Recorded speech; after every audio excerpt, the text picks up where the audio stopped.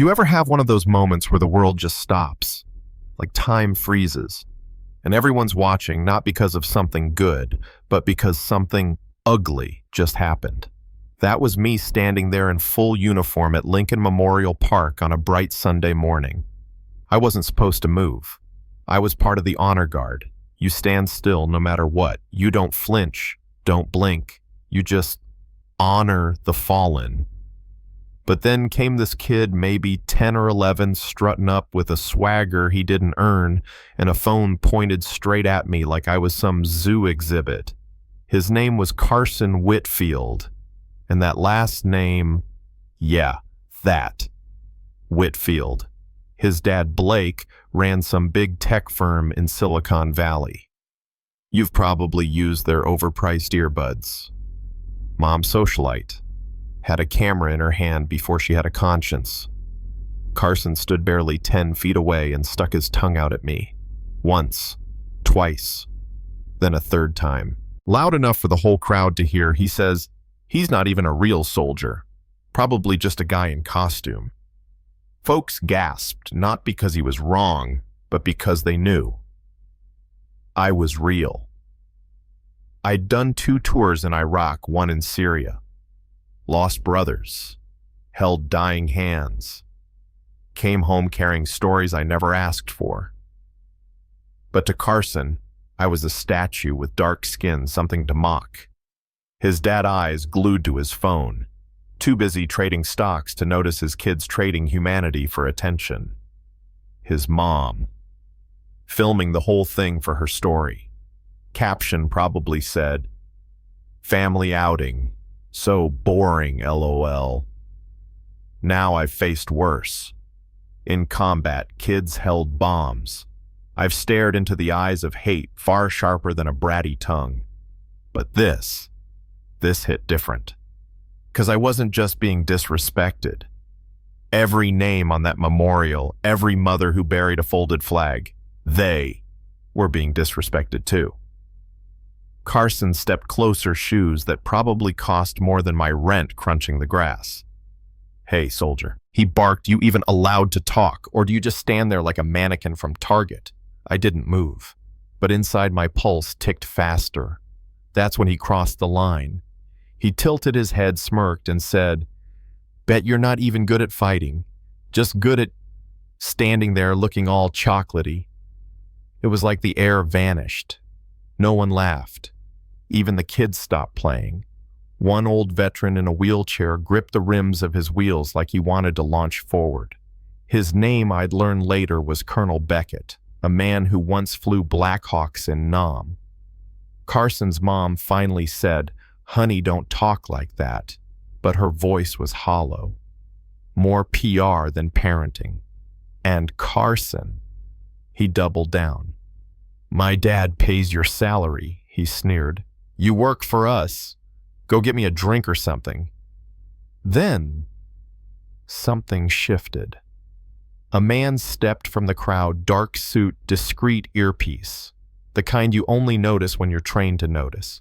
He didn't say anything at first, just tapped his mic and nodded subtly toward me. I knew that nod. It meant, "We see it. We're recording. Hold steady." Carson kept going now, mocking my posture, goose-stepping like some cartoon villain barking fake orders, drawing attention. But I didn't flinch. Instead, I studied. Every insult, every gesture, I logged it like I was back in recon. Strategic patience, the kind they taught us at West Point. You see, I wasn't just a soldier. I was Major Malik Jennings, son of General Henry Jennings and Dr. Clarice Jennings, Pentagon advisor and civil rights attorney, respectively. I didn't earn my spot by bloodlines, though. I earned it through fire. I'd led hostage rescues, coordinated drone strikes, saved lives. And now, I was being mocked by a boy who thought TikTok views made him powerful. That's when Carson made his final mistake. He turned to the crowd and shouted, "I'm scared! This black soldier's threatening me." Then fake fainted like he was in a soap opera. His mom screamed, He's intimidating my child. Someone call security. Security didn't show up. The Secret Service did. The man in the suit finally stepped forward. Agent Rhodes, he said, flashing a badge. Presidential Protection Division. We need to speak now. Blake Whitfield, who hadn't looked up once, finally did, and turned white. Secret Service. This is absurd, he snapped. My son's just a child. Agent Rhodes didn't blink. Your child just disrupted a federal military ceremony, hurled racial slurs at a decorated officer, and caused a public disturbance on protected grounds. That's a federal offense. Age does not exempt one from accountability, especially when the behavior is learned. Carson laughed. You can't touch me. My dad knows the governor. That's when I smiled just a little. Because that's the moment everything turned. Agent Rhodes leaned into his mic. Copy that. Yes, Colonel. They're here. Colonel, as in my father. Minutes later, a black SUV rolled up. Out stepped my dad, still towering even in civilian clothes, and my mom, briefcase in hand, calm as a courtroom. They walked right up to the Whitfields. Mr. Whitfield, my mom began, we've reviewed the audio from the device my son wears as standard protocol. The evidence is clear. Your son's behavior constitutes hate speech and racially motivated public disruption. I can donate, Blake offered quickly. Charity, PR campaign. Make this go away. My mom didn't even blink. Attempted bribery noted. Colonel Jennings turned to Carson. Son, you just insulted a man who's bled for this country, a man who saved lives, including those of soldiers who don't look like him. You think status shields you from consequence, but today you're going to learn otherwise. Carson started crying, not real tears, but the kind that kids cry when they realize daddy's money won't work this time. Then, the news vans arrived. CNN, Fox, all of them. Cameras rolling. The story. A spoiled CEO's son hurling racist abuse at a war hero. And it went everywhere. Blake had to step down from his company within a week. Sponsors pulled out. Patricia was banned from her country clubs. But the biggest change, Carson. He got enrolled in a veteran-led behavioral program, one we helped design.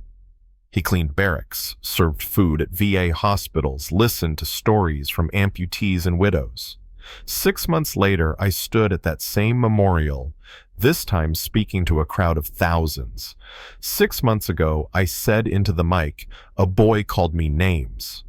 Today, that boy wrote me a letter, not asking for forgiveness, but offering understanding.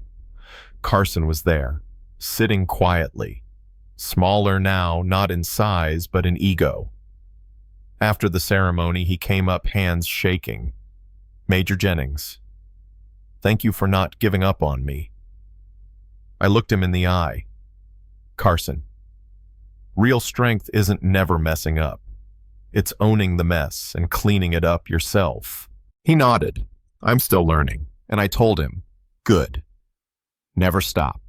So, tell me, when does a lesson cross the line? When does a kid need consequences, and when do the parents drop a comment? Have you ever witnessed privilege used as a weapon? And do you think Carson deserved forgiveness or a stricter punishment? Let's talk about it, because stories like this, they don't end at the memorial. They begin in us.